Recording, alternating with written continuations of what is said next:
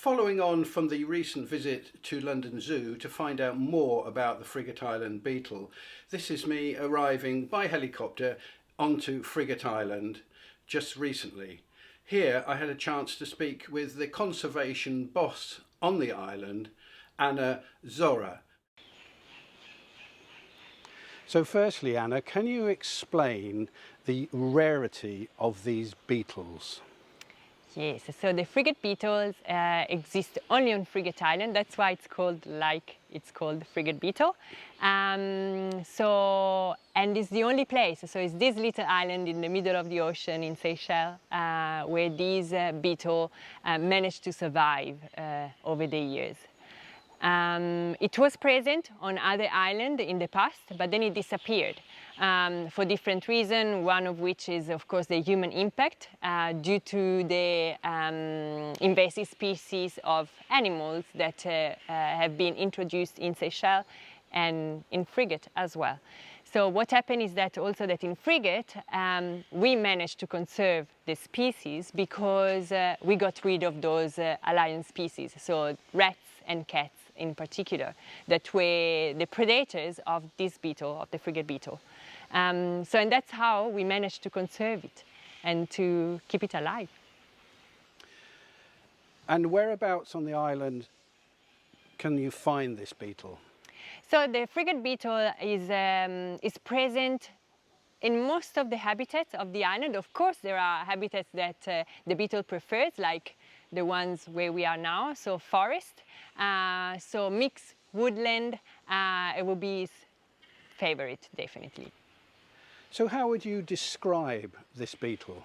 So the frigate beetle is very particular in its way and how it looks like. So it's got, so it's an insect, so it's got 6 legs, and the legs are quite big.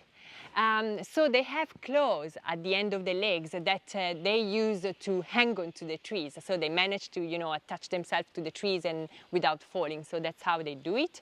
Also, so their body is practically divided in 2 parts. So the head part, and then they have the body. The body side has got little barnacles on the back, like pointy barnacles. The color, I would describe it like gray, brown color. So they're not very easy to spot on the bark of the trees because they do camouflage very, very well. So if you're not, if your eye is not trained, it can be tricky to find them. But yeah, so the size, they are about maybe between 2 and 3 centimeters when they are big. Yeah, so the frigate beetle is part of the tenebrionid beetles, so that's how they're called. So of the tenebrionid beetle, one already interesting fact about the frigate beetle is that it's one of the biggest one. So the biggest characteristic, it's very often on islands, so on very geographically isolated places, we find what we call gigantism. So, and we found that, for example, in the beetle, so being one of the biggest of the tenebrionid family. So the beetle is flightless, so can't fly. That's also one of the reasons why it didn't, once it disappeared from other islands, it didn't manage to spread again back onto the other islands of Seychelles. What it eats the lichen and fungus and mushrooms that lives and grow on the dead trees or on trees in the forest here on Fregate Island, of course. There's many things that we don't know about the beetle still. So there's lots of researches that hopefully will happen and have to happen about the beetle. Anything else? Oh yes, is that, so we know that to protect himself, he can release from the posterior part of his body a liquid, which is then, if it goes onto your hands, it leaves like a purple color. And that somehow, it's a way of protection for the beetle. So we don't know how it really affects the other animals and how he protects himself against the predation of other animals. But yeah, that's what they do to protect themselves. The work that's going on at the London Zoo and at other zoos around the world is very important for you, isn't it? Definitely. So first of all, I think it's very important to understand why and how it started, that collaboration. So it started because, as I mentioned, Frigate Island got rid of rats and cats. So that happened successfully in 2000. And since 2000, this island is rat-free. So before the rat eradication, the frigate beetle population was declining. So, and we know that from a series of censuses that have been done over the years about the frigate beetle. When the rat eradication happened, people weren't sure how animals would have reacted to the rat poison. Here comes the collaboration with the London Zoo, where they came, some staff members of the London Zoo came to Fregate Island and collected a cluster population of beetles, and they brought it to London. And there they started growing the population in London. So it sounds funny, but yes, then the beetle existed at that time. It existed only on Fregate Island and in London.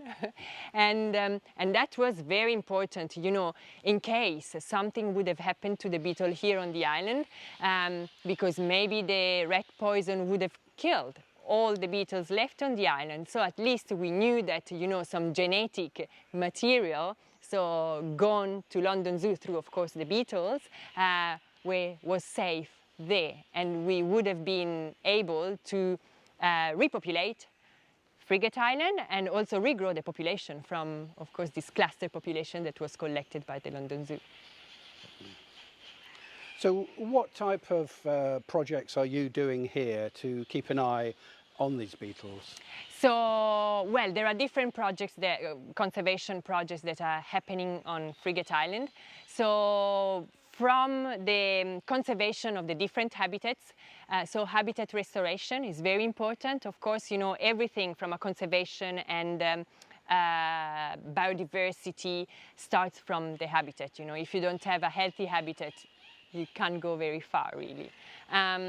So that, of course, is at the base of what we do on the island for the beetles and for other animals that are present on the island.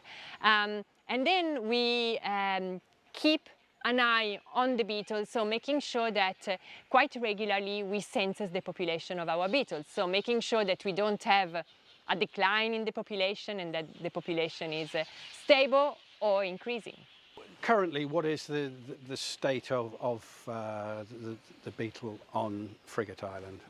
And now the population is going up. So from the last census, which happened a couple of years ago, so we are planning now the next census now of our beetle population.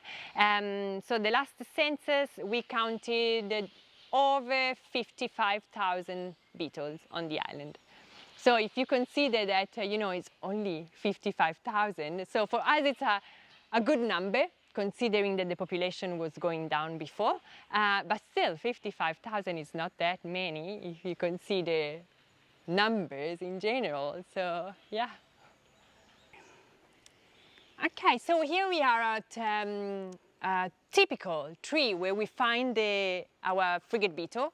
And so we wanted to collect some data, of course, of our beetles. But of course, as always happens, when you're looking for something, they are all too high in the tree, and so you can't reach them or you don't see them. So there we have 3 frigate beetles that, I mean, if we were more lucky, we would have been able to measure and collect our data for the survey. But unfortunately, they are too high, but what to do? That's what happens very often when you work in the field and when you work with nature. So we will come back in the evening when the beetles come lower onto the trees and they come out, and then we will manage to get what we're looking for. So we got this beetle now off the tree, we managed, and so we can take now some measurement and fill in some data for this beetle, for this specimen. Yeah, perfect. Okay, that's good. Very cool. Right, can I actually hold one? Of Can I just... course, please do.